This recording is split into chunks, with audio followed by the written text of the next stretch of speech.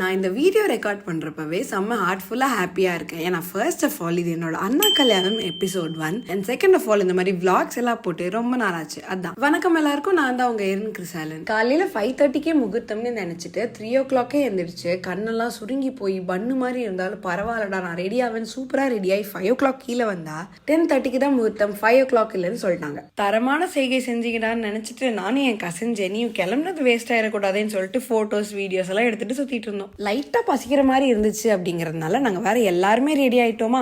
அதனால மீனாட்சி அம்மன் கோயிலில் தான் கல்யாணங்கிறதுனால அங்கே பக்கத்துலேயே ஒரு ஹோட்டலில் சாப்பிட போயிட்டோம். நல்லா சாப்பிட்டு முடிச்சுட்டு கல்யாணம் நடந்த மதுரை மீனாட்சி அம்மன் கோயிலுக்குள்ளே போயிட்டோம். கோயிலில் பெரிய ட்விஸ்ட்னா உங்களோட ஃபோன் கேமராஸ் எதுவுமே உள்ள அலௌட் கிடையாது. கல்யாணத்தை வீடியோ ஃபோட்டோன்னு எதுவுமே எடுக்க முடியாமல் போயிடுச்சு எங்களால். கோவிலில் இருந்த கேமராமேன் எடுத்த ஃபோட்டோஸ் தான் நான் டச் பண்ணியிருக்கேன். அப்புறம் என்ன, கல்யாணம் சூப்பராக முடிஞ்சது. புது பொண்ணு மாப்பிள்ளைய ஆர்த்தி எடுத்து வரவழைச்சாங்க. அதெல்லாம் பார்க்கவே சூப்பராக இருந்துச்சு. அதுக்கப்புறம் பொண்ணு விளக்கு ஏற்றுனாங்க, பாலும் பழமும் ஊட்டி விட்டாங்க. அதுக்கப்புறம் மதியான சாப்பாடு சாப்பிட போயிட்டோம்.